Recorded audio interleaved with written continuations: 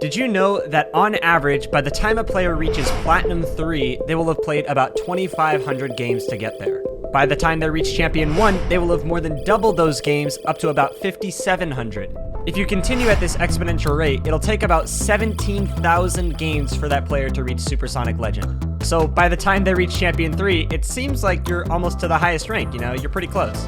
But realistically, you're not even halfway there yet. It's pretty discouraging. That's a huge reason why Psyonix decided to add 3 more ranks to the top of the ladder.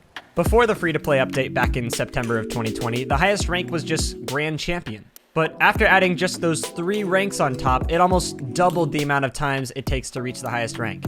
And the main reason for that is because there's a finite amount of skills you can learn before you run out, and you just have to perfect the ones that you're already capable of.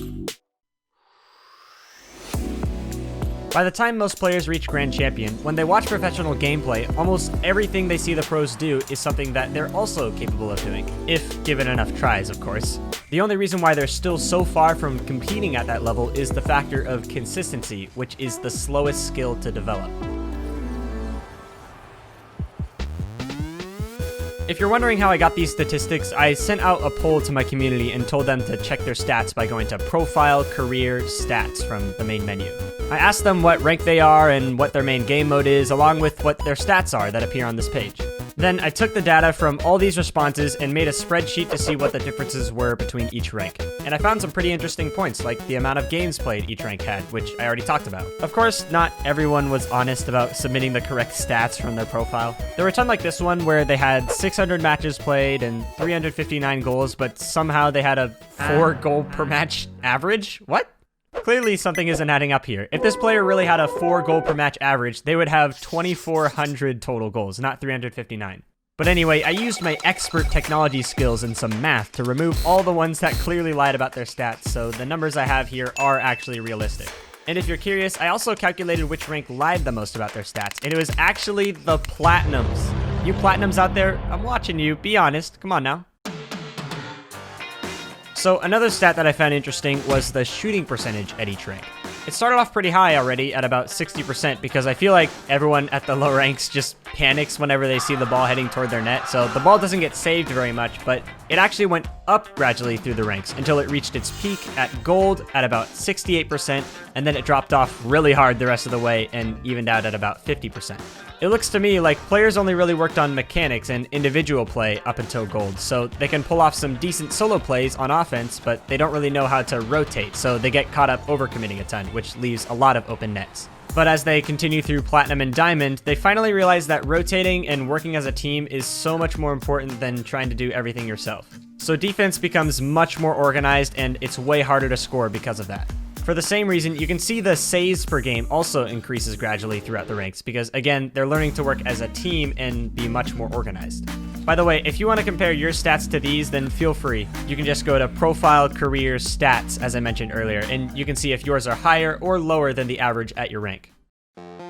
Kinda along the lines of rotating, the assists per match was also a nice gradual increase throughout the ranks. Clearly, it becomes more and more essential to work with your teammates as you climb up, so if you have less assists per match than everyone else at your rank, then that might be something to look into because it probably means you should try to pass to your teammates more. In the survey, I also asked what your guys' main game modes were because I wanted to see if that changed as people climbed the ranks, and it actually did change. As people climbed, they moved out of 1v1s and extra modes and started to feed into the 2v2 and 3v3 playlists.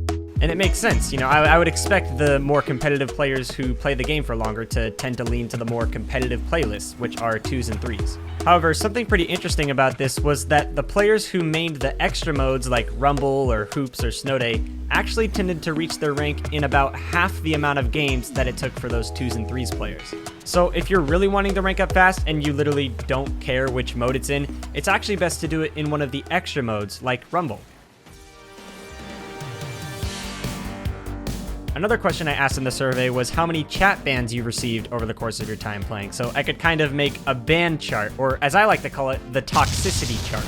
And obviously the higher ranks had the most because they've been playing the game for longer, but if you sort it by the rate of change so you can see where they accumulated those bans, it turns out that the champion ranks are actually the most toxic. They're almost twice as toxic as any other rank. I think this has to do with the fact that Grand Champion has been such a glorified achievement for so long that people get so desperate to reach it and start blaming their losses on their teammates more. At least that's the story that makes the most sense to me. There's not really a way to tell why that is or if Champion even is the most toxic rank unless you get a gigantic sample size that includes all sorts of players, but regardless, it's pretty funny. Next, I asked you guys which training tool you used more, either free play or custom training, or neither if you don't practice at all. For every single rank, free play was the most popular option, but it became much more one-sided in favor of free play as the ranks got higher. At Silver, only 48% of players used free play for their main tool, but at Grand Champ, it worked its way up to 88%. So clearly, as people get more comfortable with their mechanics, they're opening up to using free play more. Along the same line is the percentage of time spent in training. So I asked you guys, out of all the time you spend in Rocket League, what percentage of it is in training? And it's clear that you really have to be willing to put in the practice in order to rank up, because by the time you get to Grand Champ, you're spending almost a third of your time in Rocket League just grinding out your mechanics and training. I also asked just for fun if Rocket League is your favorite game right now, and surprisingly, it was overwhelmingly yes. Of course, everyone who filled out this survey watches Rocket League content on YouTube in some form, so the answers for some questions may be skewed in a certain way. But still, this was a pretty cool experiment, and I'm glad I did it. But wait. Hold on. There's one more question. Apparently, 89% of you guys said you were subscribed to my channel. Nice, thank you. But, wait, hold on. Wait, something isn't adding up here. Real quick, before the video ends, I have to let you know that the Psyonix are giving away a $2,000 PC partnering with Compare.com. All you have to do to enter is get an insurance quote from their website at compare.com/Psyonix, SONIQS. That link is also the pinned comment. It takes less than 2 minutes, and after you do that, you're all set, and they'll contact you through your email you used if you win. And they're not gonna spam your inbox or anything, so you don't have to worry about that. If you know about PC stuff, these are the specs that you can get. I'll put them on screen real quick. And that's pretty much it. Good luck in the giveaway. Thanks for watching, and I'll see you later.